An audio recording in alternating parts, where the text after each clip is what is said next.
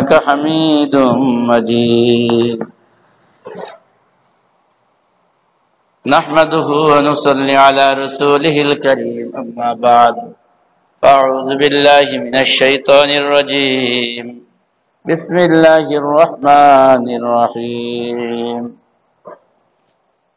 من عمل صالحا من ذكر أو أنثى وهو مؤمن فلنحيينه حياة طيبة ولنجزينهم بأحسن ما كانوا يعملون وقال النبي صلى الله عليه وسلم المرأة إذا صلت خمسها وصامت شهرها وأحسنت فرجها وأطاعت بعلها فلتدخل الجنة من أي باب شئت أو كما قال عليه الصلاة والسلام আলহামদুলিল্লাহ আল্লাহ পাক রব্বুল আলামিনের দরবারে লাখো কোটি শুকরিয়া। মেহেরবানি করে মালিক আমাদেরকে জীবনের হায়াতে বাঁচায় রেখে সুস্থ রেখে আমাদেরকে আল্লাহ তাআলা দিনের কিছু কথা বলার শোনার তৌফিক দান করেছেন। আমার পর্দার আড়ালের মা বোনেরা যারা আছেন, যারা আলোচনা শুনতেছেন, সকলের কাছে অনুরোধ, যতক্ষণ পর্যন্ত দিনের কথা শুনবেন, দিনের কথা খেয়াল করে মন দিয়ে শোনা ওয়াজিব, জরুরি। দিনের কথা কেহ মাঝখানে কোনো ধরনের কথা বলবেন না, কারণ কোনো বান্দা যদি দিনের কথা দিল থেকে না শোনে তাহলে সে এই দিন দ্বারা কোনো উপকৃত হতে পারে না। মানুষ যদি খেয়াল করে কোরআনও না শোনে তাহলে সে কোরআন থেকেও কোনো ফায়দা পায় না। যদি কাহারও ক্ষুধা না থাকে, যত ভালো খাবারই তাকে দেওয়া হয় না কেন, সে কোনোদিন এই খাবার খেয়ে পরিতৃপ্ত লাভ করতে পারবে না। এই জন্য সকলের কাছে অনুরোধ করে বলতেছি, সকলেই খেয়াল করে শোনার জন্য চেষ্টা করবেন।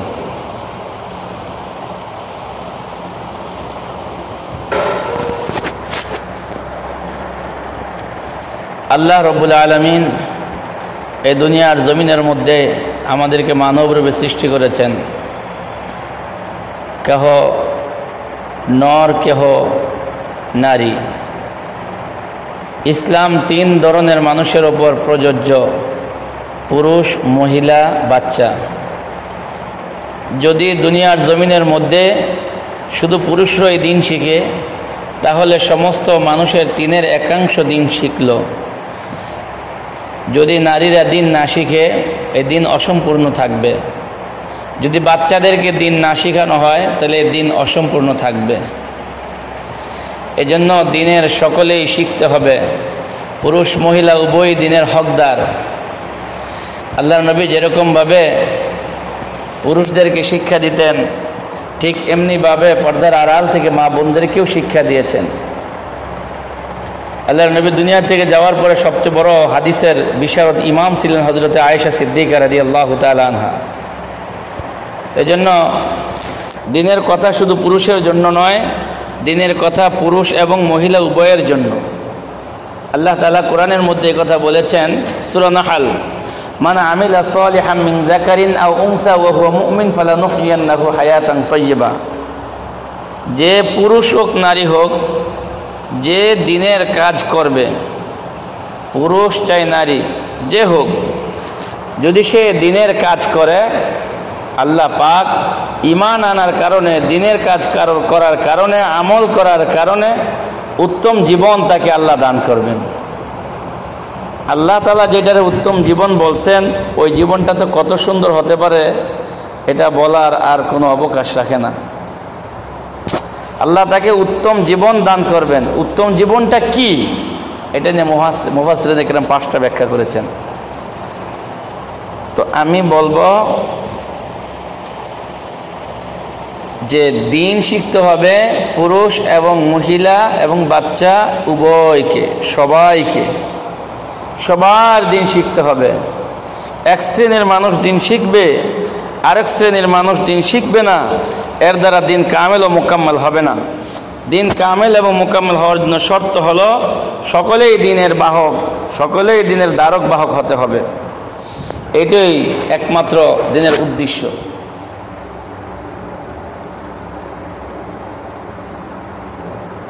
যদি একটা পুরুষ দিন শিখে মসজিদ থেকে বাড়িতে আসে আর বাড়ির দরজা পর্যন্ত দেওয়ার পরে সে দিনের সব কিছু দেখে, দরজার ভিতরে যারা থাকে তারা যদি দিন না জানে, তাহলে তার উদাহরণটা এমন হবে যেন একটা গাড়ির দুটি চাকা, একটি চাকা অনেক বড় আর একটি চাকা একেবারে ছোট।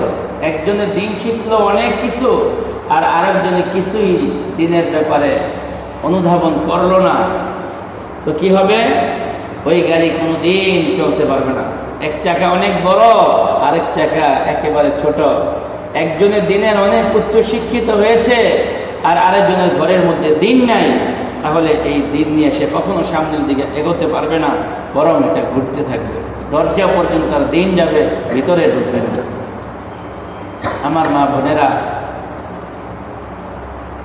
প্রত্যেকটা মা, প্রত্যেকটা মেয়ে, প্রত্যেকটা বাড়ির একমাত্র গার্জিয়ান। পুরুষরা তো বাহিরে দেখবে, সব কিছু ট্যাকেল ভিতরে দিবে মহিলারা। আল্লাহ বলেন পুরুষ মহিলা যে হোক দিনের ওপর যখন চলবে আল্লাহ তাকে উত্তম জীবন দান করবে। মুফাসসিরিনে কেরাম লেখেন উত্তম জীবনের অর্থ হলো তার ভিতরে আল্লাহ হালাল খাওয়ার তৌফিক দান করে দিবেন। আল্লাহ তাআলা তাকে ইস্তেগনা দান করবেন, সে কাহারও মুখাফিকি হবে না, বরং সে তার দিলটা সবসময় ভরা থাকবে। আল্লাহ ডাক দিতেছেন, ইয়া ইবনা আদম তাফাররাক লিইবাদাতি আমনা সাদরাকা গিনান ওয়া আশাদ্দু ফাকরাক।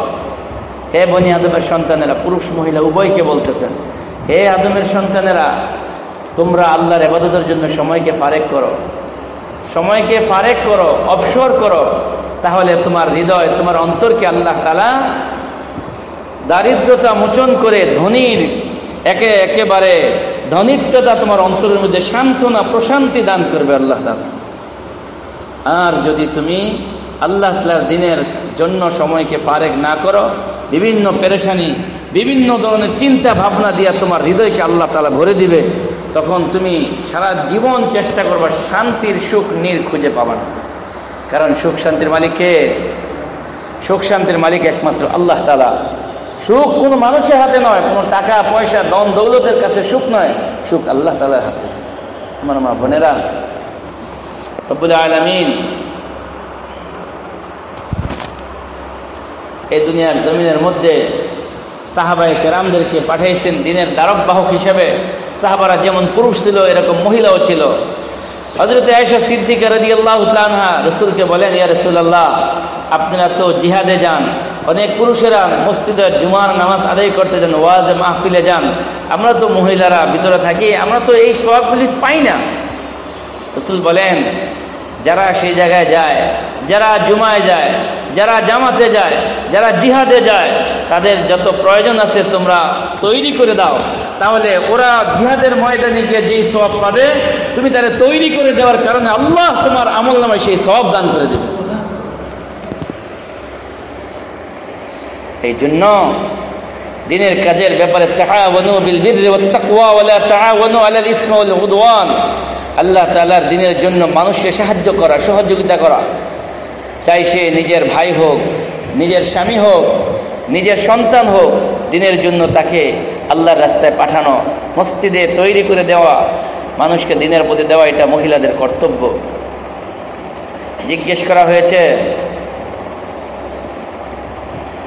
বাংলাদেশের যে তাবলীগের মুরব্বী ছিলেন আব্দুল মুকিত সাহেব, তাকে জিজ্ঞেস করা হয়েছে, হুজুর, আগে তো মানুষের মাদ্রাসা এত ছিল না, এত ওয়াজ নসিহত ছিল না, তো মানুষ আগে তো ভালো দিনদারি ছিল, এখন তো অনেক মাদ্রাসা হচ্ছে, সন্তানরা কথা শোনে না, মেয়েরাও কথা শোনে না, ছেলেরাও কথা শোনে না, ওরা ওদের নিজের মতো জীবন যাপন করে, এর কি কারণ? কেউ কারো মানতেছে না, ইসলামের জন্য এত ডাকাডাকি করতেছে, কিন্তু তারা ইসলাম রেখে নিজের মতো পাও সামনের দিকে বাড়াইতেছে, এর কারণ কি? হযরত বলেন এই কথা, আরে ভাই, তুমি তো ভুল কথা বলতেছো, আগের তুলনায় এখন মাদ্রাসা আরো কমে গেছে। কেমনে? এত মাদ্রাসা হওয়ার পর মাদ্রাসা কেমনে কমলো?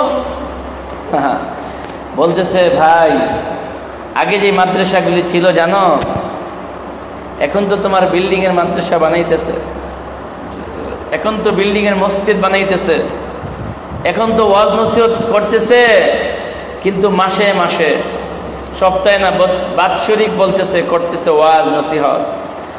আর তার পূর্বে যুগে যা ছিল, ওই যুগে প্রত্যেক মায়ের কোল একটা মাদ্রাসা ছিল, প্রত্যেকটা বোনের কোল একটা মাদ্রাসা ছিল, প্রত্যেকটা ভাইয়ের কোল একটি মাদ্রাসা ছিল, প্রত্যেক বাবার কোল একটা মাদ্রাসা ছিল।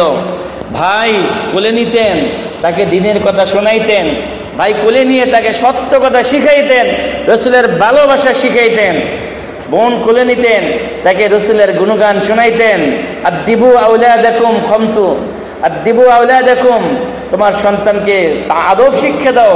আলা সালাসাতিন, হুব্বু নবিয়িকুম, নবীর ভালোবাসা শিক্ষা দাও।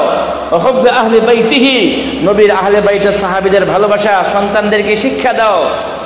আর ওয়াদিবু তালিমুল কুরআন, এবং তাদেরকে কোরআন শিক্ষা দাও। তারা তো প্রত্যেক জন ছিল কোরআন পড়নেওয়ালা, প্রত্যেক ভাই, প্রত্যেক বোন, প্রত্যেক মা এরকমভাবে বাবার খুলে যেত সন্তানকে, বাবা মদিনার কথা বলতো, সাহাবীদের কথা বলতো, ইমানের কথা বলতো, আমলের কথা বলতো। ওই বাচ্চাগুলি তাদের কোলে কোলে থেকে থেকে এক একজনে আমলদার, ইমানদারওয়ালা হয়ে যেত। ওদের প্রত্যেকের এক একটা করে মাদ্রাসা ছিল, প্রত্যেকটা আলাদা আলাদা মাদ্রাসা ছিল। এখন তো মায়ের কোল আর মাদ্রাসা নাই। এখন তো মায়ের কোলের মধ্যে মোবাইল দেখে, টিভি দেখে, গল্প শুনে, বিভিন্ন ধরনের অহেতুক কথা শুনে। এই সন্তান কেমনে ভালো হবে? বাপ তো এগুলি শিখায় না, ভাই তো এগুলি জানায় না, বোন তো তাকে কোলে নিয়ে ন্যায়ের কথা, ইনসাফের কথা, আমলের কথা, আখলাকের কথা, ইমানের কথা শোনায় না।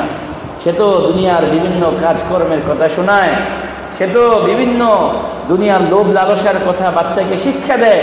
এই জন্য বাচ্চাগুলি বড় হওয়ার পরে দিনের দিকে আসে না, মসজিদ খালি থাকে, বাজার ভরপুর হয়ে যায়, রোডঘাটে নিজের ইচ্ছা মতো চলাফেরা করে। সে কখনো মানুষকে ভয় করে না, আল্লাহকে ভয় করে না, নিজের মতোই নিজে জীবনযাপন করে। আমার মা বোনেরা, দুঃখের বিষয়, আগে মায়ের কোলগুলি ছিল ইমান আমল দিয়ে ভরপুর। মায়ের কোলে ছিল সন্তানের প্রথম মাদ্রাসা, মায়ের কোলে সন্তান ভালো ভালো দিনের কথা শিখত। এখন সেই দিনগুলি কোথায় গেল? এজন্য বললাম আমার মা বোনেরা, দিন প্রত্যেকের শিখতে হবে। দিন যদি আপনি শিখেন, আপনার দিল থেকে দিনের কথা বের হবে, মুখ থেকে দিনের কথা বের হবে। এই কথাগুলি যত সন্তানের কানে পুষবে, ওই সন্তানের বীজ এমনভাবে এই বীজ বপন হবে, তার অন্তরের মধ্যে এমন বীজ লাগানো হবে যে এই বীজের কারণে তার জীবনে অন্তরের মধ্যে গুনার এরকম নাফরমানির কাজ আসবে না, আল্লাহওয়ালা হবে। সে বুঝবে মায়ের পায়ের নিচে সন্তানের জান্নাত, সে বুঝবে বড়দেরকে সম্মান করতে হবে, সে বুঝবে বড়দের সামনে আমার উচ্চ গলায় কথা বলা যাবে না। এটা তো আপনার কাছে শিখবে, কারণ আপনার সন্তানের প্রথম মাদ্রাসা তো আপনার কোল। বাবা দূরে থাকতে পারে, দুনিয়ার কেউ যদি না শিখে, কমপক্ষে মায়ের কোল থেকে বাচ্চা ইমান কথা শিখতে হবে। মা বাবা, মা সন্তানকে ভালো মন্দ শিক্ষা দিবে। ওই মায়ের শিক্ষায় সারাটা জীবন সন্তান আপন আল্লাহকে, আপন রবকে, আপন দিনকে, আপন নিজের সব কিছু অস্তিত্বকে খুঁজে পাবে। যদি মায়ের মুখ থেকে সে ভালো কথা না শোনে, সে কখনো ভালোর দিকে আসবে না, কখনো আসবে না, কখনো আসবে না। আমার মা বোনেরা, ঘটনা শুনেছি, সাহাবায়ে কেরাম এরকম ছিলেন। সাহাবী মহিলারা সন্তানদেরকে বলতেন, জানো জানো তোমার বাবা উহুদের যুদ্ধে শহীদ হয়েছে, তোমার বাবা উহুদের যুদ্ধ শহীদ হয়ে জান্নাতে পাখি হয়ে আছে, নবীর প্রেমে শহীদ হয়েছে, জীবন দিয়েছে। তুমিও যদি নবীর প্রেমে জীবন দিতে পারো, আল্লাহ তোমাকে শহীদ বানায় হাসরের ময়দানে উঠাইবে, জান্নাতের যে কোনো দরজা দিয়ে তুমি বেহেশতে যেতে পারবা। এই কথা তো সাহাবী মহিলারা তার সন্তানদেরকে শিখাইতো। ও আমার মা বোনেরা, বলেন আমাদের আজকে শিক্ষাটা কোথায় আছে? আমরা সন্তানদেরকে কি শিখাইতেছি? আমাদের কুল কি একটা মাদ্রাসা নাকি অন্য কিছু? আমরা কি সর্বদা নিজের সংসারের চিন্তায় থাকি, নাকি এই সন্তানের আরেকটা জীবন আছে, আমার আরেকটা জীবন আছে, যে জীবনে আমার সব কিছু ধরা খেয়ে যাবে। যে জীবন আমার আসল জীবন, যে জীবন শুরু হবে জীবনে আর কোনোদিন শেষ হবে না, যে জীবনকে আল্লাহ তাআলা হয়তো জান্নাত নয়তো জাহান্নাম করে বানিয়ে রাখছেন, আমার কোন জীবনের জন্য আমি কতটুকু করতেছি। আমার মা বোনেরা, ওই ফিকির আমার করতে হবে। হযরতে মঈনুদ্দিন চিশতি রহমতুল্লাহি আলাইহি অলিকুল শিরোমণি, ভারতবর্ষের মধ্যে যার হাতে 1 লক্ষ মানুষ মুসলমান হয়েছে, 1 লক্ষ মানুষ যার হাতে হাত দিয়ে মুসলমান হয়েছে। হযরত মঈনুদ্দিন চিশতি রহমতুল্লাহি আলাইহি যখন 1 লক্ষ মানুষ মুসলমান করলেন, মায়ের কাছে আসছেন, মা, ও মা, আপনার সন্তান 1 লক্ষ মানুষকে মুসলমান বানাইছে, ও মা, আপনি দোয়া করেন আপনার সন্তানের জন্য, যাতে আল্লাহ তাআলার মেহেরবানিতে আমি আরো মানুষকে মুসলমান বানাইতে পারি। তখন হযরতে মঈনুদ্দিন চিশতি রহমতুল্লাহি আলাইহির মা বলছেন, এ মঈনুদ্দিন, তুমি যে 1 লক্ষ মানুষকে মুসলমান বানাইছো, এটা তোমার কারামতি না, এটা আমি মায়ের কারামতি, এটা আমি মায়ের ফসল। আমার কারণে তুমি 1 লক্ষ মানুষকে মুসলমান বানাইতে পারছো, এটা তোমার কারামতি না, এটা আমার কারামতি। হযরত মঈনুদ্দিন চিশতি রহমতুল্লাহি আলাইহি বলেন, মা, এটা কেমন কথা? আমি সারাটা জীবন চেষ্টা করলাম, মুসলমানদের দাওয়াত দিলাম, আমি সব কিছু করলাম, আমি করার পরে আপনি বলতেছেন সব মুসলমানের কেরামতি আপনার হাতে? বুঝলাম না, এর কি কারণ? বলে, তুমি জানো না? বলে, বাবা, তুমি যখন আমার গর্ভে ছিলা, আমি জীবনে কোনোদিন ওযু ছাড়া কোনোদিন ঘুমাই নাই, 2 রাকাত নামাজ পড়া ছাড়া আমি জীবনে কোনোদিন ঘুমাই নাই। আমি তোমাকে যতদিন আমার গর্ভে ধারণ করেছি ততদিন আমি কোরআন তেলাওয়াত ছাড়ি নাই। আমি সব সময় কোরআন তেলাওয়াত করে তোমার জন্য দোয়া করেছি, মালিক, আমার সন্তানকে নেককার বানাও, আমার সন্তানকে তুমি আল্লাহওয়ালা বানাও, আমার সন্তানের মাধ্যমে দ্বীনের প্রচার সারা ভারতবর্ষের মধ্যে তুমি পৌঁছে দাও। আমি আল্লাহর কাছে চোখের পানি ফেলায় কাঁদছি, আমি আল্লাহর কাছে দোয়া করেছি। তুমি যখন এই দুনিয়ায় আসছো, তখন আমি সব সময়, যখন তুমি কাঁদতা, আমি ওযু ছাড়া কোনোদিন তোমাকে ধরি নাই। আমার যখন পবিত্র অবস্থা হয়েছে 40 দিন পর থেকে নিয়া, আমি তোমাকে তোমার মুখে আমি দুধটা তোমার মুখে দিয়েছি, সব সময় আল্লাহর কালাম পড়ে, নামাজ পড়ে, ওযু করে। আমি ওযু ছাড়া তোমার মুখে আমার স্তনটা দেই নাই, আল্লাহর কাছে দোয়া করেছি, তারপরে তোমার কান্না আমি নিবারণ করেছি। বাবা, তুমি যখন কথা শিখছো সর্বপ্রথম আল্লাহর ঘরে আমি তোমাকে দিন শিখার জন্য পাঠিয়েছি। মঈনুদ্দিন, আমি জীবনে কোনোদিন একটা বেগানা পুরুষের সাথে কথা বলি নাই, আমি জীবনে কোনোদিন একটা পয়সা হারাম খাই নাই, আমি কষ্ট করেছি, রাত্রে জেগে তাহাজ্জুদ করে তোমার জন্য দোয়া করেছি, আল্লাহ তোমাকে কবুল করেছে। বলো, তুমি বলো, এটা কার কারামতি? তোমার। 1 লক্ষ মানুষকে তুমি মুসলমান বানাইছো, এটা তোমার বদৌলতে না আমার বদৌলতে। হযরত মঈনুদ্দিন চিশতি মায়ের পায়ে ধরে বলেন, মা, এটা আপনার বদৌলতে হয়েছে, আমার বদৌলতে। আমার মা বোনেরা, সন্তানকে কি শিখাইতেছি, সন্তানের জন্য কি দোয়া করতেছি? বড় হবে, চাকরিজীবী হবে, বিদেশ যাবে, টাকা কামাই করবে, খাবো, এই জন্য সন্তান? এই জন্য কি সন্তান লালন পালন করতেছেন?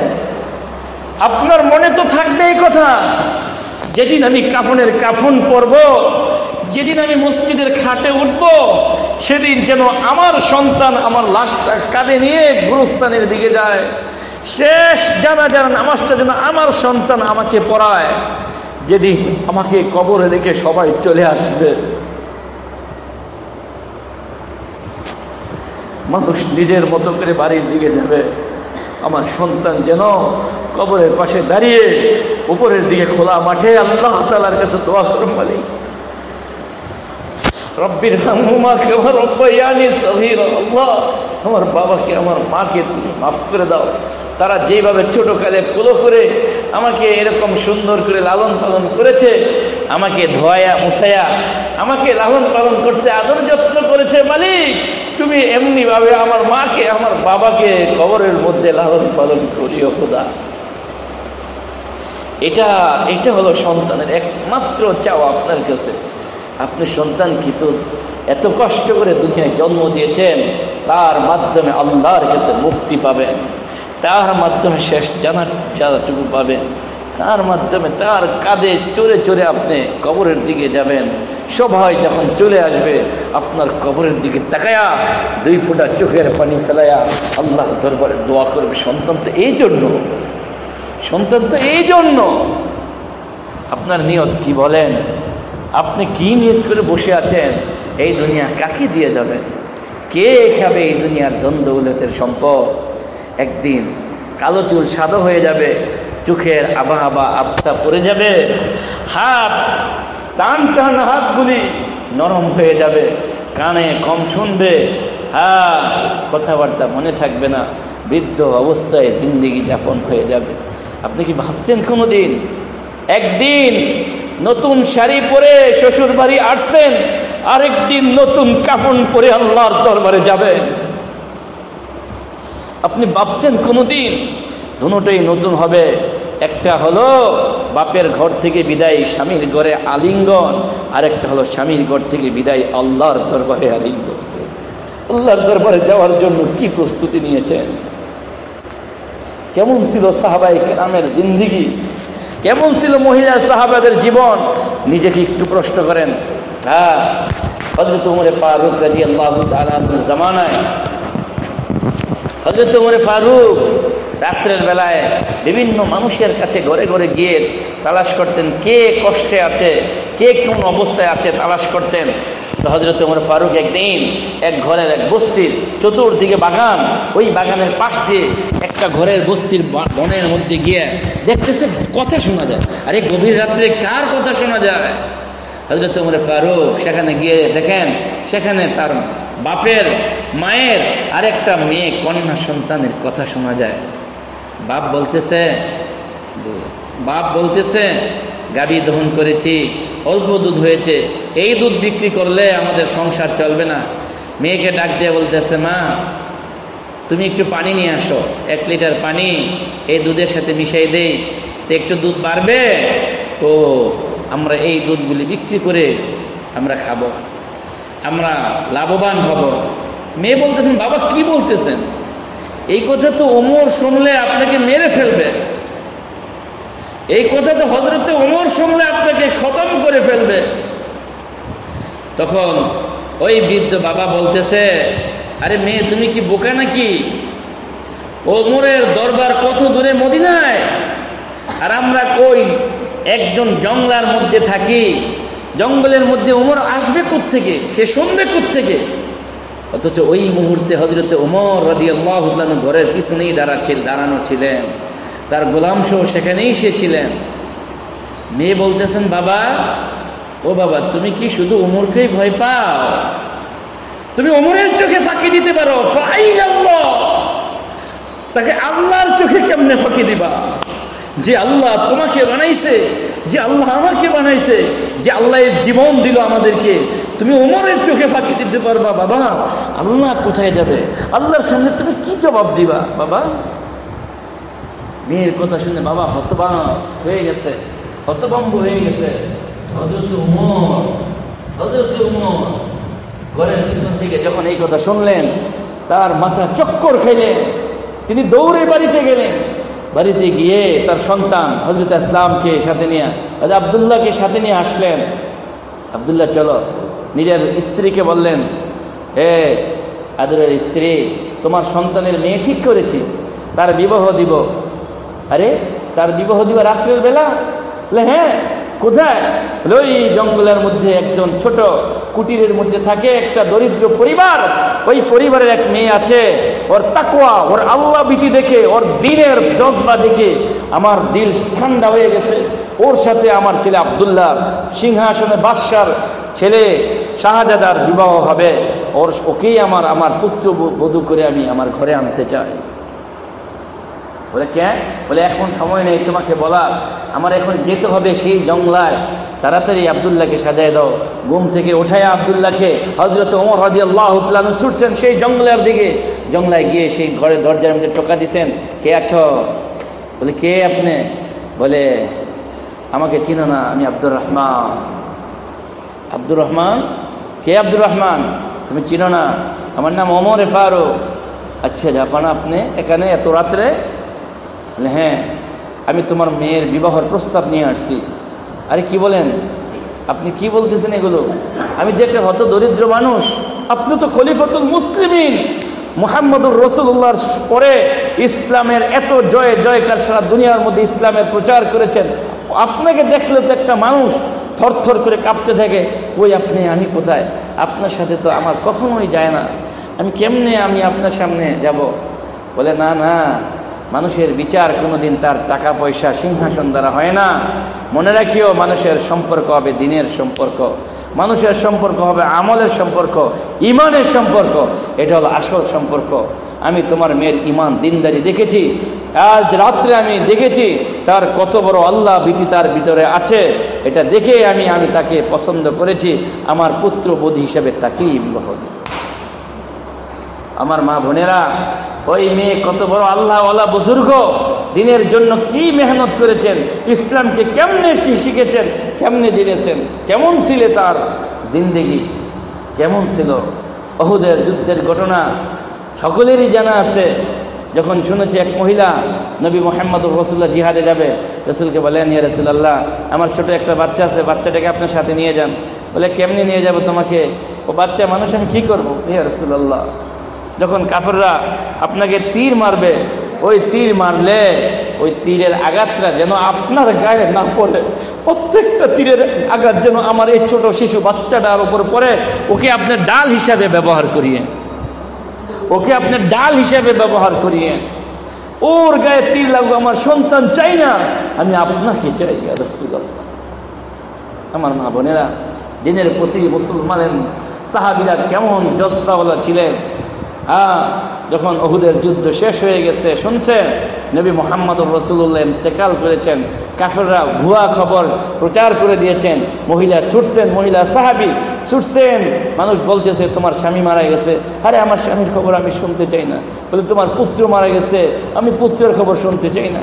বলে তোমার অমুক আত্মীয় চলে গেছে, আমি কোনো আত্মীয় শুনতে চাই না, আমি শুনতে চাই আমার নবী মুহাম্মদুর রাসূলুল্লাহ কেমন আছে। আমার মা বোনেরা, তারা কেমন ইমানের অধিকারী ছিল। দুনিয়ার সব থেকে বেশি আল্লাহর হাবিবের সুন্নতকে, আল্লাহর হাবিবকে বেশি পছন্দ করেছেন, ভালোবেসেছেন। আজকে আমাদের দিন কোথায়, কোথায় আছি আমরা? কি জবাব তাদের কাছে দিব? সাহাবী মুহাম্মদুর রাসূলুল্লাহ বলেছেন সাহাবীদেরকে, সাহাবীরা অমুক যুদ্ধে যাও, সবাই এখান থেকে জিহাদের মধ্যে চলে যাও। এক সাহাবী গেছেন তার স্ত্রীর সাথে কথা বলার জন্য, যে আমি তো জিহাদের ময়দানে চলে যাচ্ছি, যদি আমি মরে যাই তাহলে তোমার সাথে আমার হাসরে দেখা হবে, আর যদি বেঁচে যাই তাহলে তোমার সাথে আমার বাড়িতে আবার দেখা হবে। এই কথা শুনে মহিলা সাহাবীকে বলতেছে, আরে আমার তো লজ্জা হচ্ছে, আমার তো কষ্ট হচ্ছে, তোমাকে নবী মুহাম্মদুর রাসূলুল্লাহ অনুমতি দেওয়ার পরেও তুমি কেন আমার কাছে অনুমতি নেওয়ার জন্য আসছো? নবীর অনুমতির পরে আর কোন অনুমতির বাকি থাকতে পারে? কেমন মুসলমান তুমি হইলা? বিবির কাছে বলতে হয় যেই কথা দিন আল্লাহ আল্লাহ রসুল বলে, সেটা তো সব থেকে উপরে উঠায় রাখতে হয়। সুতরাং তুমি আমার কাছে কেন বলতে আসছো? আমার তো ঘৃণা হচ্ছে, তুমি যাও, তাড়াতাড়ি যাও, আমি তোমার চেহারা দেখতে চাই না। নবীর কথার পরে পৃথিবীর কাউকে মানা যায় না। কেমন ছিল তাদের ঈমান? আমার মা বোনেরা, আল্লাহ তাআলা তো আর রিজাল কাওয়ামুন আলাল নিসা, আল্লাহ তাআলা তো ঘরটাকে সাজাইবেন আপনাদের মাধ্যমে, আপনারা সাজাইবেন ছোট বাচ্চাদের মাধ্যমে। স্বামী ঘর মসজিদ থেকে দিন শিখে যাবে, আপনি তাকে সাপোর্ট দিবেন, আপনি তাই ঘরগুলি গুছিয়ে রাখবেন। প্রত্যেকটা সন্তান যেন নামাজি হয়, প্রত্যেকটা মেয়ে সন্তান যেন আল্লাহওয়ালা বুজুর্গ হয়। আল্লাহর নবী বলেছেন, মেয়েরা যখন 4টা কাজ করবে তাদের জন্য জান্নাত ওয়াজিব হয়ে যাবে। জান্নাতের 8টা দরজা তাকে ডাকতে থাকবে। 1 নম্বর, আল মারআতু ইযা সাল্লাত খামসাহা, মহিলারা যখন 5 ওয়াক্ত নামাজ আদায় করবে। আল মারআতু ইযা সাল্লাত খামসাহা, মহিলারা যখন 5 ওয়াক্ত নামাজ আদায় করবে।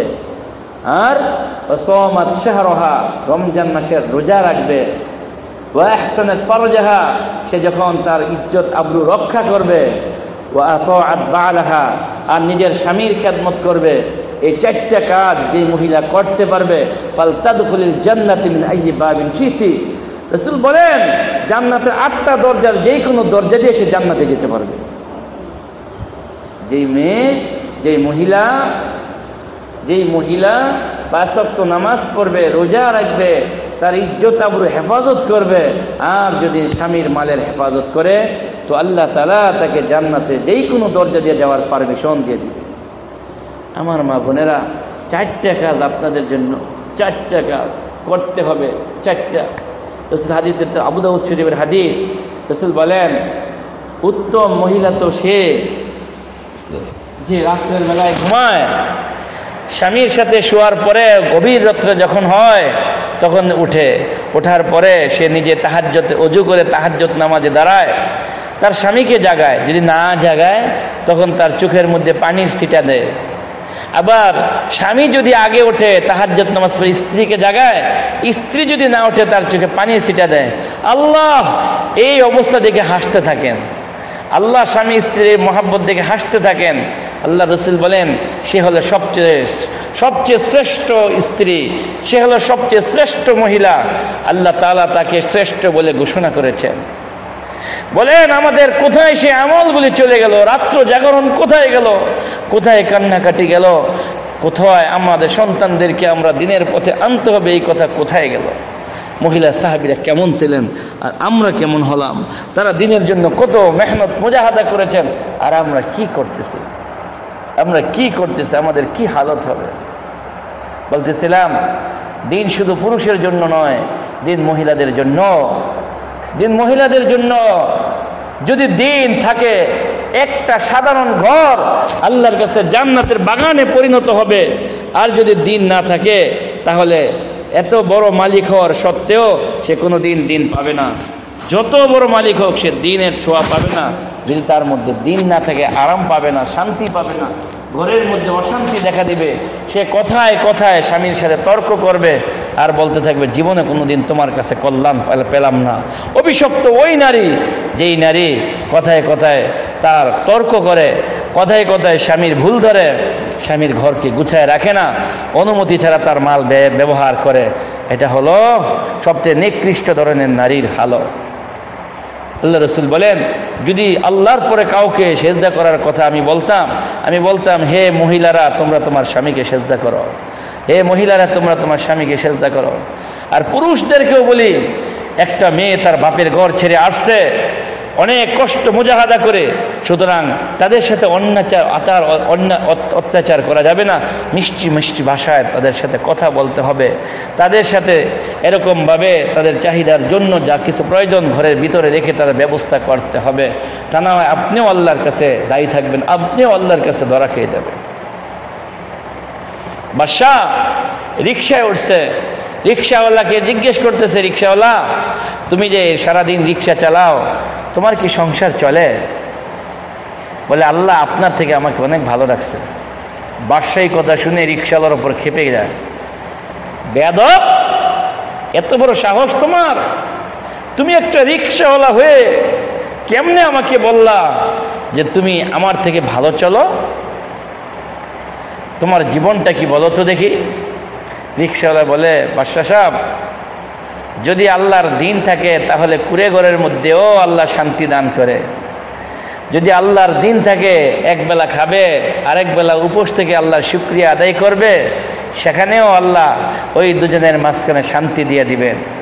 ও বাদশাহ শুনেন তাহলে আমার ঘটনা। রাত্রে যখন গভীর হয় তখন আমি প্রথমে উঠে ওযু করে তাহাজ্জুদ নামাজ পড়ি, আমার স্ত্রীকে জাগাই, সেও তাহাজ্জুদ পড়ে, দুজনে একসাথে আল্লাহর দরবারে মুনাজাত করি, মালিক দরিদ্র বানাইছো, পেটের দায়ে রিকশা চালাই, তোমার ইবাদতে কমতি হয়ে যায় মালিক। এই স্বামী স্ত্রীর জীবন বন্ধনকে তুমি কবুল করো, যা খাওয়াও হালালের উপর রাখিয়া তোমার সন্তুষ্টি অর্জন করে কবরে দিও খোদা। স্বামী স্ত্রী একসাথে দোয়া করে, ফজরের নামাজের আজান দেয়, স্ত্রী তার জন্য নাস্তা বানায়, নাস্তা বানায় তাকে এরকমভাবে নামাজ যখন পড়ে বাড়িতে আসে, বাস স্বামী স্ত্রী উভয়ে মিলে নাস্তা খায়, তাহার এশরাক নামাজ পড়ে স্বামী স্ত্রীর হাত থেকে বিদায় নেয়, আবার আসবো জোহরের নামাজের সময়। স্ত্রী স্বামীর দিকে তাকায় থাকে, দরিদ্র পরিবার তাকায় থাকে, সামনের দিকে যেতে থাকে, হাতছানি দিয়ে তারা যখন রিক্সা নিয়ে যায়, সারাদিন রিক্সা চালায়, জোহরের নামাজের আজান হয়, আবার আস্তে আস্তে বাড়ির দিকে ফিরে। যতক্ষণ পর্যন্ত স্বামী বাড়িতে না ফিরে ততক্ষণ পর্যন্ত ওই স্ত্রী স্বামীর দিকে তাকায় থাকে, আল্লাহ কখন জানি কোন অবস্থায় আছে আমার স্বামী। মালিক, ও মালিক, তুমি আমার স্বামীকে যত ধরনের অঘটন দুর্ঘটন থেকে মুক্ত রাখিও খোদা। রেখেছি, ছেড়ে দিয়েছি, বাইসাইকেলে যেন অ্যাক্সিডেন্ট না হয়, আমার স্বামী যেন এই মিশুকে এই ড্রাইভিং করতে যেয়ে যেন কোনো ক্ষতিগ্রস্ত না হয়। স্বামীর জন্য স্ত্রী ঘরে বসে দোয়া করে, আল্লাহ ওই পরিবারকে জান্নাতি পরিবার বলেছে। সারাদিন যখন গরমের মৌসুমে আসে, ঠান্ডা পানি কল থেকে চাবায়া স্বামীর সামনে দেয়, গোসল করে তোয়ালেটা আগায় দেয়, জায়নামাজটা দেয়, নামাজ আদায় করে। আর গরমের মৌসুম, কারেন্টের কোনো ব্যবস্থা নাই, স্বামীর জন্য স্ত্রী এরকমভাবে বাতাস দিতে থাকে, দুজনে খায়, একে অপর দুজনে একসাথে খায়, আরাম করে আবার রিক্সা নিয়ে বের হয়। আসর মাগরিব নামাজ পড়ে এশারের সময় আবার একই অবস্থায় তারা ঘরে ফিরে খাওয়া দাওয়া করে আল্লাহর কুদরতি কদমে 2 রাকাত নামাজ পড়ে আবার ঘুমায় যায়। যখন রিক্সাওয়ালা এই ঘটনা বলতেছে, বাচ্চার অন্তর কেঁপে থরথর করতেছে আর কাঁদতেছে। রিক্সাওয়ালা পিছনের দিকে তাকায় দেখে বাচ্চার পুরা ছাট ওপর দিক থেকে বুক ভেসে সব শেষ হয়ে যাচ্ছে। রিক্সাওয়ালা বলতেছে, বাচ্চা হুজুর আপনি কাঁদতেছেন কেন? আমি তো বলেছি আল্লাহ আমাদেরকে দরিদ্র পরিবারে জান্নাত দিয়েছে, আপনি কেন কাঁদতেছেন? বলে, রিক্সাওয়ালা তোর কাছে হেরে গেলাম। আমি সকালে যখন ঘুম থেকে অফিসে আসি তখন সকলে ঘুমে থাকে, কেউ আমার নাস্তা বানায় দেয় না। সকলে বলে হোটেল থেকে নাস্তা খেয়ে নিও।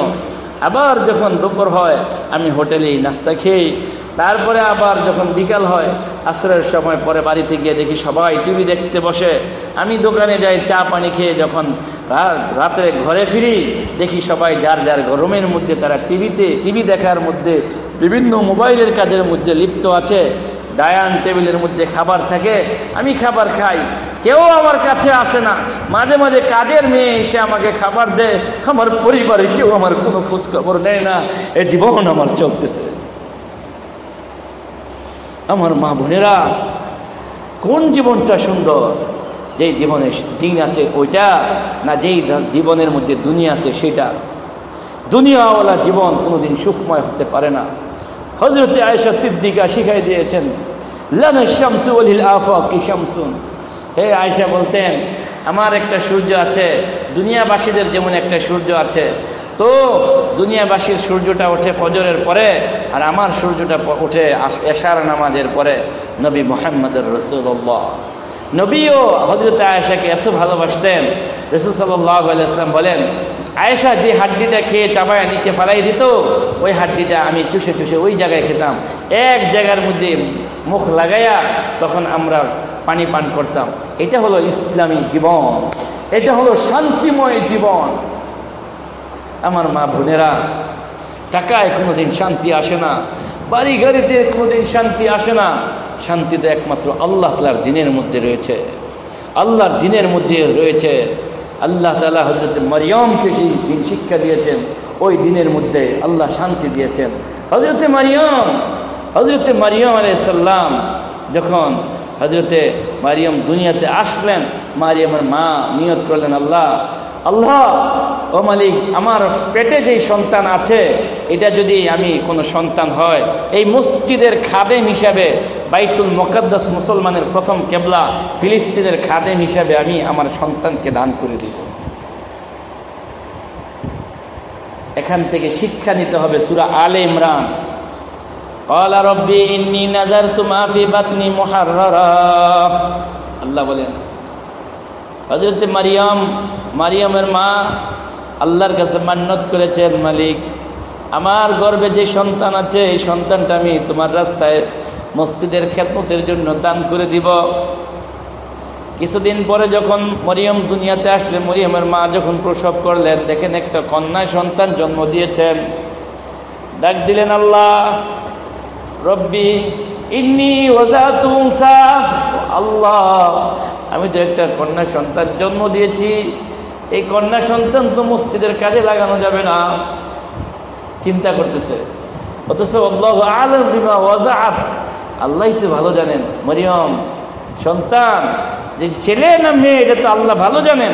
তারপরেও আল্লাহর কাছে দুঃখ করতেছে, মালিক আমি তো আশা করেছিলাম তোমার ঘরের জন্য একটা ভালো ছেলে সন্তান যদি হইতো আমি দান করতাম। আল্লাহ বলেন, ও মরিয়মের মা, লাইসা যাকারু কাল উনসা, দুনিয়ার সব মেয়েরা একরকম না, এই মেয়ে সেই মেয়ে নয়, তুমি আল্লাহর ঘরের জন্য এই মেয়েকেই দান করে দাও। হযরত জাকারিয়া আলাইহিস সালাম তাকে পাইলেন, নেওয়ার পরে যখন মসজিদের মধ্যে রাখলেন, মসজিদের সামনে একটা রুম করে দিলেন, ওই রুমের মধ্যে হযরতে মারিয়ামকে খাবার দিতেন। হযরতে জাকারিয়া আলাইহিস সালাম খালু ছিলেন, খালু তার মারিয়ামের খালার এরকম স্বামী ছিলেন, খালু ছিলেন হযরতে জাকারিয়া আলাইহিস সালাম। হযরত জাকারিয়া আলাইহিস সালাম একদিন হযরত মরিয়ম আলাইহিস সালামের মরিয়মের রুমে গেছেন। মরিয়ম ছোট বাচ্চা, রুমে গেছেন। মরিয়ম কি করতেন, এই মানুষ যখন নামাজ পড়ে যাইতো তখন এই মসজিদটা ঝাড়ু দিতেন, মসজিদটা ঝাড়ু দিতেন। মরিয়ম মসজিদটা ঝাড়ু দিয়ে দিতেন, আবার যখন মানুষ নামাজ পড়ে যাইতো মসজিদটা ঝাড়ু দিয়ে দিতেন। মসজিদে ঝাড়ু দেওয়ার অনেক সওয়াব আছে। একদিন মুহাম্মদুর রাসূলুল্লাহ, এখনকার জমানা না, ওই সময় পর্দার আয়াত নাজিল হয়েছে, যে সময় ওই সময়ের কথা আমি বলতেছি যে আপনাদের দিনের প্রতি যোগসুখ থাকতে হবে, আপনারা দিনদার হতে হবে, দিনের ভালোবাসা আপনাদের হৃদয়ে থাকতে হবে। একদিন মুহাম্মদুর রাসূলুল্লাহ সাল্লাল্লাহু আলাইহি সাল্লাম সাহাবীদেরকে নিয়ে যখন খেজুর পাতার বিছানার, খেজুর পাতার এরকম যখন কি ছিল, জামানা ছিল, খেজুর পাতার যখন নাকি ছাউনি ছিল, নবী মুহাম্মদুর রাসূলুল্লাহর মসজিদ ছিল যখন খেজুর পাতার বাউন্ডারি, তখন সাহাবীরা নামাজ পড়ে যাইতেন, তো তখন এক মহিলা এসে এটা ঝাড়ু দিয়ে আঙ্গিনাটা সুন্দর করে ধুয়ে মুছে চলে যাইতেন, মসজিদটা পরিষ্কার করে চলে যাইতেন।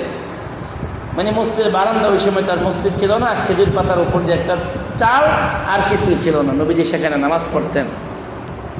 তো একদিন ফজর নামাজ পড়তে এসে আল্লাহ রাসূল দেখেন যে কিরে আজকে কোনো ঝাড়ু হয় নাই, নোংরা দেখা যাচ্ছে, কারণ কি? সাহাবীদেরকে ডাকতেন, ইয়া রাসূলুল্লাহ, সাহাবীদেরকে বললেন, আমার সাহাবীরা, আজকে তো ওই মহিলা তো মনে হয় এই মসজিদের মাঠ আঙ্গিনাটা ঝাড়ু দেয় নাই, এর কারণ কি? এক সাহাবী চোখের পানি ফেলে বললেন, ইয়া রাসূলুল্লাহ, ওই মহিলাটা আজকে সকালে ইন্তেকাল করেছেন, সে দুনিয়ার থেকে বিদায় নিয়ে চলে গেছে, আমরা তো সবাই তার লাশ দাফন কাফনের ব্যবস্থা করেছি, আপনাকে বলা হয় নাই, গরিব মানুষ, দরিদ্র মানুষ, এর আর আপনার কথা বলে কি লাভ? এর দরিদ্র মানুষের কথা আপনারা না জানাইয়া আমরা নিজেরাই এর কাফন দাফনের ব্যবস্থা করছি। নবীজি বললেন, কি বললাম? আমার সাহাবীরা, আজ রাত্রে আমি এই মহিলাকে বেহেশতের মধ্যে ঘুরতে দেখেছি, আমি এই মহিলাকে জান্নাতে ঘুরতে দেখেছি। আমি জিজ্ঞেস করলাম, জিবরাইল, এই মহিলা জান্নাতে ঘুরতেছে কেন? বলে, তার দিলের মধ্যে দিনের মোহাব্বত ছিল, রসুলের ভালোবাসা ছিল, ও মসজিদকে ভালোবাসতো, যার কারণে আল্লাহ তাআলা তাকে জান্নাতের অধিবাসী বানায়া বেহেশতের মধ্যে ঘোরার সুযোগ করে দিয়েছে। আমার মা বোনেরা, মসজিদে বাচ্চাদেরকে পাঠাইতে হবে, মাদ্রাসায় বাচ্চাদেরকে দিতে হবে, দিনের শিক্ষা সন্তানদেরকে দেওয়া আপনাদের জন্য ফরজে আইন। এই সন্তানদেরকে দিনের শিক্ষা দেন, তাহলে এই দুনিয়ার মধ্যে শান্তি পাবেন, আর অল্প ক্ষণস্থায়ী জীবন চলে যাওয়ার পরে আজীবন আল্লাহর রাসূল সাল্লাল্লাহু আলাইহি সাল্লাম এর কন্যা হযরত ফাতেমার সাথে আপনি জান্নাত পাবেন।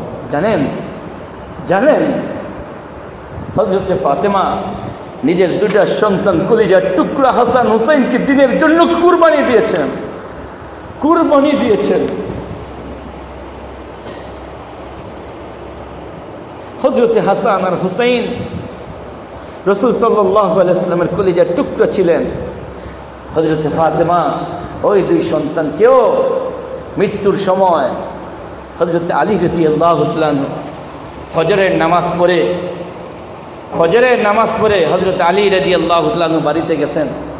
বাড়িতে গিয়ে দেখেন ফাতেমা রাদিয়াল্লাহু তাআলা আনহা একটা পাতিলের মধ্যে পানি গরম করতেছেন, আরেকটা পাতিলের মধ্যে আটা নিয়ে গোলায়া রুটি বানাইতেছেন, আর আরেকটার মধ্যে কাপড় ভিজাইছেন। সন্তান হযরত হাসান আর হুসাইন দুজন এরকমভাবে কি করতেছেন, ঘুমায় রয়েছেন, ঘরের মধ্যে ঘুমায় রয়েছেন। সকালবেলা হযরত আলী মসজিদ থেকে এসে হযরত ফাতেমার দিকে তাকাইতেছেন, দেখতেছেন হযরত ফাতেমার চোখ দিয়ে গড় গড় করে পানি পড়তেছেন, রুটি বানাইতেছেন, ওদিকে কাপড় ভিজায় রাখছেন, এদিকে চোখ দিয়ে পানি পড়তেছে। হযরত আলী ডাক দিয়ে, ফাতেমা, জীবনের কতটা মুহূর্ত তোমার সাথে আমি কাটাইলাম, কোনোদিন তো এমন অবস্থা দেখলাম না, আজকে যে অবস্থা দেখতেছি, তুমি কেন পানি গরম করতেছ, কেন কাপড় ভিজায় রাখছো, কেন বা রুটি বানাইতেছ, কেন তোমার চোখ দিয়ে পানি গড় গড় করে পড়তেছে, তুমি কেন কাঁদতেছ? কোনো কথা বলে না, শুধু কান্নার আওয়াজ বাড়তেছে, শুধু হেঁচকি মেরে খালি কাঁদতেছে। ফাতেমা যখন কাঁদতে কাঁদতে একেবারে নিস্তব্ধ হয়ে গেছে, হযরত আলী দৌড়ে গিয়ে বলে, ফাতেমা, কি অপরাধ হয়েছে? আমি তোমার কাছে কি অপরাধ করেছি বলো?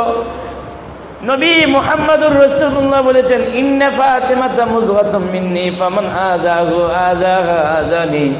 ফাতেমা আমার কলিজার টুকরা, যে ফাতেমাকে কষ্ট দিল সে আমাকে কষ্ট দিল। আমি যদি তোমার দিলের মধ্যে কোনো কষ্ট দিয়ে থাকি ফাতেমা, আমাকে মাফ করে দিও। নবীর দিলে কষ্ট লাগবে, আমার আলীর জীবনের সব আমলগুলি বরবাদ হয়ে যাবে। ফাতেমা কোনো কথা বলে না, খালি কাঁদতেছে। হযরত আলী দৌড়ে গিয়ে হযরত ফাতেমাকে উঠাইলেন, রুটি বানানো থেকে উঠাইয়া দেখে শরীরের মধ্যে অনেক জ্বর হযরত ফাতেমার। ডাক দিয়ে বলেন, আলী, ফাতেমা, তোমার গায়ে অনেক জ্বর। বলে, আলী, আমাকে ছেড়ে দাও, আমার কাজটুকু আমার করতে দাও। বলে, কেন, কি হয়েছে বলো? বলে, আমি তোমার সব কিছু খুলে বলবো, কাজটা একটু সমাধান করতে দাও। আরে তুমি কেমনি কাজ সমাধান করবা? তোমার তো শরীরে প্রচন্ড জ্বর, 103-এর উপর জ্বর তোমার শরীরের মধ্যে মনে হইতেছে। ফাতেমা, কাজটা রাখো, একটু আরাম করো, তুমি একটু গরম ঘুমের ঘরে শো। হযরত ফাতেমা বলে, আমার শোয়ার সময় নাই, আমার শোয়ার সময় শেষ হয়ে গেছে। কি বলতেছো, কি বলো? হযরত আলী কান্দে, ফাতেমা কান্দে। ঘর থেকে দুটা সন্তান চোখের পানি ফেলায় দেখে আব্বা কান্দে, মা কান্দে, দৌড়ে গেছে। বাবা, তুমি কেন কান্দো? হযরত হাসান ডাক দে আলী, হযরত বাবার ডাক দে, আলীকে ডাক দে, বাবা তুমি কেন কান্দো, কি হয়েছে বলো? মা, তুমি কান্দো কেন, কি হয়েছে? ফাতেমার দিকে একবার তাকায়, একবার হযরত আলীর দিকে হাসান হোসেন তাকায়, কান্দে আর বলে, বাবা কি হয়েছে, মা কি হয়েছে? কোনো কথা বলে না। হযরত ফাতেমা আলীর কানে খবর জালি, আজকে রাত্রে আমি আমার বাবাকে স্বপ্নে দেখেছি, আব্বা দুনিয়ার থেকে চলে যাওয়ার 6 মাস পুরো হয়ে গিয়েছে। যেদিন শেষ মুহূর্তে যখন আমার সাথে কথা বলেছিল, সেদিন আমাকে এই কথা ঘোষণা দিয়েছিল, বাবা, মুহাম্মদুর রাসূলুল্লাহ বলেছিলেন, ফাতেমা, দুনিয়ার থেকে সর্বপ্রথম তোমার সাথে আমার সাক্ষাৎ হবে, আমার পরিবারের মধ্যে সব থেকে প্রথমে আমার সাথে তোমার সাক্ষাৎ হবে। আজকে দেখেছি আমার ঘরে, আমি দেখতেছি রুমের ঘরের মধ্যে আব্বা কি যেন খুঁজতেছেন। আমি ডাক দিয়ে বললাম, বাবা আপনি কি খুঁজতেছেন? বাবা আমার দিকে তাকে বলে, ফাতেমা, তোমারই খুঁজতেছি। আমি তোমারই তো খুঁজতেছি, তুমি এখনো দুনিয়া আছো। বাবা কেন? বলে, আজকে তোমার জীবনের শেষ দিন ফাতেমা, আলীর কাছ থেকে বিদায় নিয়ে আমার কাছে চলে আসতে হবে। আল্লাহ তোমার আজকে জীবনের শেষ দিন হিসেবে সাব্যস্ত করেছেন। হযরতে ফাতেমা এই কথা শুনায় আলীকে বলতেছে, আলী জোরে জোরে কাঁদতেছে, ফাতেমা কি বলতেছ? নবীজি দুনিয়ার থেকে বিদায় নিয়ে গেছে, 6 মাস পূর্ণ না হতে সকল সাহাবীদের দিল ক্ষত বিক্ষত হয়ে আছে। তুমি যদি চলে যাও আমি কেমনে সইব বলো, আমি কেমনে থাকবো?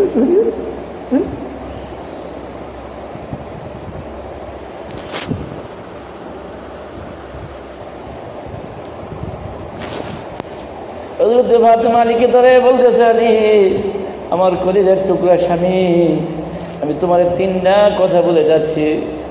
কয়টা কথা? তিনটা কথা বলে যাচ্ছি। এক নম্বর হলো, আমি আমার এই সন্তানগুলির গরম পানি করে গোসল করে দিয়ে যাইতে চাই, যাতে আমার মৃত্যুর পরে ওরা যেন অগুছালো না থাকে। আমি রুটি বানাইতেছি, তোমার খাবারের যেন কোনো কষ্ট না হয় আলী। কাপড় চোপড়গুলি ভিজাইছি, আমি ধুয়ে দিব, ওদেরকে গোসল করাই দিব। হযরত আলী রাদিয়াল্লাহু তাআলা আনহুর কানে কানে যখন এই কথা বলে, তখন হযরত ফাতেমার কথা শুনে হাসান হোসেন কাঁদতেছিল। হযরত হাসান হোসেনকে ফাতেমা বলতেছেন, তোমার দাদার কবর, নানার কবরের দিকে যাও। দৌড়ে গিয়েছেন হযরত হাসান হোসেন, নানার কবরে গিয়ে দাঁড়ায় কান্দে। নানা কি হয়েছে? বাবাও বলে না, আম্মাও বলে না, আমরা দুই ভাই আসছি তোমার কবরের কাছে। আজকে যদি তুমি বেঁচে থাকতা, আমাদেরকে সান্ত্বনা দিতা। তারা দুজনে কাঁদতেছে, আমাদেরকে সান্ত্বনা দেয়, আমাদেরকে কোনো সান্ত্বনা দিতেছে না। কি অবস্থা, কেন ওরা কান্দে?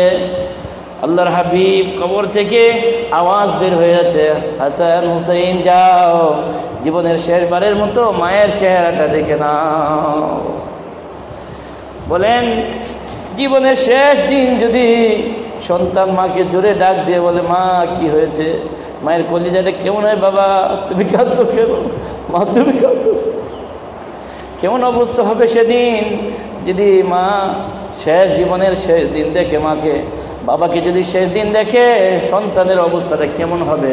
আর সন্তান, মা যদি জানে সন্তানকে আমার জীবনের শেষ দেখা, ওই মায়ের হৃদয়টা কেমন হবে বলেন? তারপরেও দিনের জন্য ফাতেমা আলীকে বলে, আলী আমি চলে যাওয়ার পরে হাসান হোসেনকে কাছে রাখিও, দূরে সরাইয়া দিও না।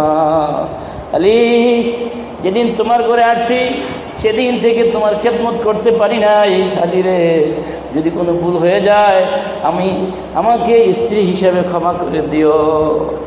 আরেকটা কথা, আমি চলে যাওয়ার পরে আরেকটা স্ত্রী গ্রহণ করিও আলী। দ্বিতীয় কথা হলো, আমার জানাজার মধ্যে কাউকে তুমি বলিও না। আমার জানাজা তুমি আর আমার কলিজার দুই টুকরা হাসান হুসাইন রে, তিনজনে মিলে তোমরা আমার কাফন দাফনের ব্যবস্থা করিও। এই কথা বলতেছেন আসরের নামাজের পরে। আলী বলেন, আলী ফাতেমা, যেদিন তুমি স্ত্রী হিসেবে ঘরে আসছো সেদিন থেকে তোমাকে আমি তেমন কোনো মর্যাদা দিতে পারি নাই।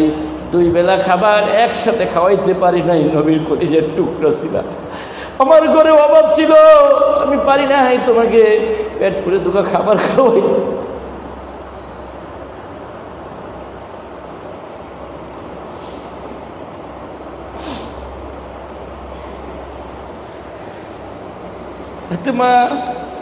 তুমি নবী মুহাম্মদুর রাসূলুল্লাহ কোন সফরে গেলে সর্বপ্রথম তোমার কাছে বলে যেত, সফর থেকে আসলে জিহাদের থেকে সর্বপ্রথম তোমার ঘরে যেয়ে তোমার সাথে দেখা করত। ও ফাতেমা, তুমি নবীর কলিজার টুকরো সত্ত্বেও তোমাকে আমি মূল্যায়ন করতে পারি নাই। কেমন স্বামী, কেমন স্ত্রী! ও আমার মা বোনেরা, নিজের কলিজারে নিজে একবার বলেন, নিজের অন্তরকে একবার বলেন, কেমন মুহাব্বত তাদের মধ্যে ছিল। হযরত আলী বলেন, ফাতেমা, দুই বেলা খাবার একসাথে তোমারে খাওয়াইতে পারি নাই, স্বামী হিসাবে তোমার তেমন আদর যত্ন আমি তোমাকে দিতে পারি নাই। এই জন্য আলী, আমি তোমার কাছে, ফাতেমা তোমার কাছে আমি আলী ক্ষমা চাইতেছি, আমাকে তুমি মাফ করে দিও। আল্লাহর নবীর কাঠগোনা আমারে দ্বারা করেও না। হযরত আলী এই কথা বলতে বলতে আসরের নামাজের সময় হয়ে গিয়েছে, আসরের আজান দিয়েছে, আসরের আজানের সময় হয়ে গিয়েছে। হযরত আলী আসরের নামাজ পড়তে মসজিদে যায়, নামাজ পড়ে আসতেছে, ওদিক দিয়ে খুব জোরে, প্রচণ্ড জোরে খুব কাতর হয়ে গেছে হযরত ফাতেমা রাদিয়াল্লাহু তাআলা আনহা। হযরত আলীর কাছে, ফাতেমা হাসান হুসাইনের কাছে বিদায় নিয়ে যখন বিছানার মধ্যে শুয়ে পড়েন, সূর্যটা ডুবে যাচ্ছে, ঠিক ওই মুহূর্তে হযরত আলীকে কানে কানে ডাক দিয়ে বলতেছে, হযরত আলী রুটি আনছে ফাতেমাকে খাওয়ানোর জন্য। ফাতেমা শরীরটা অনেক দুর্বল হয়ে গেছে, সারাদিন কিছু খাইতে পারো না, এই জ্বরের তীব্রতার কারণে, প্রচণ্ড জ্বরের কারণে কিছু খাও, একটু পানি খাও, একটু রুটি খাও, খেয়ে তুমি একটু নিজের মধ্যে আরাম উপভোগ করো। ফাতেমা বলে, আলী, ও কলিজার টুকরা স্বামী, আমি আজকে রোজা রাখছি, জীবনের শেষ দিন আমি রোজা রাখছি। আমার আব্বা জান বলেছে, ফাতেমা সেহরি খাইবা আলীর দস্তরখানে, আর ইফতারি করবা আমি নবী মুহাম্মদুর রাসূলুল্লাহর দস্তরখানে। সময় হয়ে গেছে, মাগরিবের আযান হয়ে যাইতেছে, আর দেরি নাই, জীবনের তোর বিদায় নিয়ে চলে যাচ্ছি। আবার দেখা হবে হাসরের মাঠে, আর কোনোদিন তোমার সাথে দেখা হবে না, তুমি আমাকে মাফ করে দিও। এই কথা বলে কালিমা পড়তে পড়তে ফাতেমা দুনিয়া থেকে বিদায় নিয়ে চলে যায়। আমার মা বোনেরা কেমন জীবন করেছে, কেমন সন্তানকে শিক্ষা দিয়েছে, স্বামী স্ত্রী মোহাব্বত কেমন ছিল, কেমন দিনদার ছিল হযরতে ফাতেমা, যিনি আপনাদের সর্দার হবেন জান্নাতে। আপনাদেরকে তো ওই ফাতেমার মতনই জীবন যাপন করতে হবে, কারণ আপনাদের সর্দার যে হবে, আপনাদের যে সবচেয়ে বড় অভিভাবক হবে জান্নাতে, জান্নাতে যে আপনাদের নেতৃত্ব দিবেন, তিনি হলেন সাইয়্যিদাতুন নিসা ফাতেমা রাদিয়াল্লাহু তাআলা আনহা, মহিলাদের সর্দার ফাতেমা। সুতরাং তার জীবন যেমন কাটছে এমন তো আপনার জীবনও কাটাইতে হবে। তা না হয় যদি আপনার মালিকের সাথে যদি আপনার মিল না থাকে, আপনি তার সাথে কেমনে জান্নাতে দেখবেন? এই জন্য আমার মা বোনেরা, এই ফাতেমার জিন্দেগি আমাদের মধ্যে গড়তে হবে, আমার মধ্যে ওই ফাতেমার দিন আনতে হবে। সামনে আসতেছে রমজান মাস, দেখেন ফাতেমার শেষ দিন পর্যন্ত রোজাকে ছাড়ে নাই, আমরা কেউ রোজা ছাড়বো না। রোজার মধ্যে বেশি বেশি ইবাদত করব, আল্লাহকে ডাকবো। রোজার মধ্যে 4টা জিনিস বেশি বেশি করব। 1 নম্বর বেশি বেশি লা ইলাহা ইল্লাল্লাহ করব, আর 2 নম্বর বেশি বেশি ইস্তেগফার করো, মালিক জীবনে যা ভুল করেছি, যত গুনাহ করেছি তুমি মাফ করে দাও। জীবনে যা ভুল করেছি, যা গুনাহ করেছি তুমি মাফ করে দাও। আল্লাহর কাছে বেশি বেশি এই ইস্তেগফার তওবা করতে হবে। আর 2টা জিনিস আল্লাহর কাছে বেশি বেশি চাইতে হবে। 1 নম্বর আপনি জান্নাতকে আল্লাহর কাছে চাইবেন, মালিক আল্লাহুম্মা ইন্নী আসআলুকাল জান্নাহ, আল্লাহুম্মা ইন্নী আসআলুকাল জান্নাহ, বেশি বেশি জান্নাত চাইবেন। আর জাহান্নাম থেকে মুক্তি চাইবেন, আল্লাহুম্মা আজিরনি মিনান নার, আল্লাহুম্মা আজিরনি মিনান নার, আল্লাহুম্মা আজিরনি মিনান নার। এই জান্নাতের কথা বেশি বেশি আপনি চাইতে থাকবেন। নবী মুহাম্মদুর রাসূলুল্লাহ যখন মেরাজে গিয়েছিলেন, তখন গিয়ে দেখেন সেখানে জাহান্নামের মধ্যে মহিলারা বেশি, অনেক বেশি মহিলারা। তিনি জিজ্ঞেস করলেন, রাসূল জিজ্ঞেস করলেন, ভাই জিবরাইল, এই জাহান্নামের মধ্যে মহিলারা বেশি কেন? তখন বললেন, তারা বেশি বেশি মানুষকে লানত করে, স্বামীর অবাধ্যতা করে, এরকমভাবে দিনের ক্ষেত্রে তারা অনেক গাফেল, এই জন্য তারা বেশি জাহান্নামে। বলে, আরে জান্নাতের কি তাদের কোনো পথ নাই? বলে, একেবারে সহজ, যদি তারা ওই যে 4টা জিনিস বললাম, এই 4টা জিনিস মানতে পারে, তারা সকলে জান্নাতে যাবে। তারা মহিলারা বেশি বেশি জান্নাতে যাবে যদি 4টা জিনিস মানতে পারে, নামাজ, রোজা, আর নিজের হেফাজত, আর হলো স্বামীর এতাআত, স্বামীর অনুগত হয়, তাহলে তারা জান্নাতে যাবে। জান্নাতে যেই কোনো দরজাদা। নবী মুহাম্মদুর রাসূলুল্লাহ বলেন, দুনিয়ার প্রত্যেকটা বাদশা পুরা গ্রামের জিম্মাদার, পুরা দেশের জিম্মাদার, একটা পুরুষ ঘরের জিম্মাদার।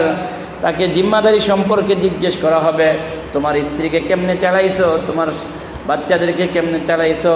প্রত্যেকটা নারী তার বাচ্চাদের জিম্মাদার, স্বামীর মালের জিম্মাদার। আল্লাহ তাআলা ওই স্ত্রীকে স্বামীর মাল সম্পর্কে এবং বাচ্চাদের সম্পর্কে জিজ্ঞেস করা হবে। স্বামীর মালের হেফাজত করেছ, বাচ্চাদেরকে দিন শিখাইছো, তাদেরকে মক্তবে মাদ্রাসায় পাঠাইছো, কি ছিল? আরে যদি ভালো মা হয়, আল্লাহ পাক তার গর্ভ থেকে ভালো সন্তান দিবে। একটা ফ্যাক্টরি যদি ভালো থাকে, তার মালও ভালো থাকবে। মা যদি দিনদার আল্লাহওয়ালা হয়, ওই সন্তানও দিনদার আল্লাহওয়ালা হবে। হযরত শাহ আব্দুল আজিজ মুহাদ্দিসে দেহলভী, পাক ভারত উপমহাদেশের মধ্যে সবচেয়ে বড় বুজুর্গ যিনি ছিলেন, হাদিস যিনি লিখছেন, ওই মুহাদ্দিসে দেহলভী রহমতুল্লাহি আলাইহি তার স্ত্রীকে নিয়ে যখন তাহাজ্জুদ নামাজে মুনাজাতে হাত তুলতেন, তো মুনাজাতে হাত তুলে দেখেন যে তিনি তাহাজ্জুদের মধ্যে হাত তুলছেন, তার স্ত্রীও হাত তুলছে। স্ত্রী বলতেছে, স্বামী, হযরত আব্দুল হাই মুহাদ্দিসে দেহলভীকে বলতেছে,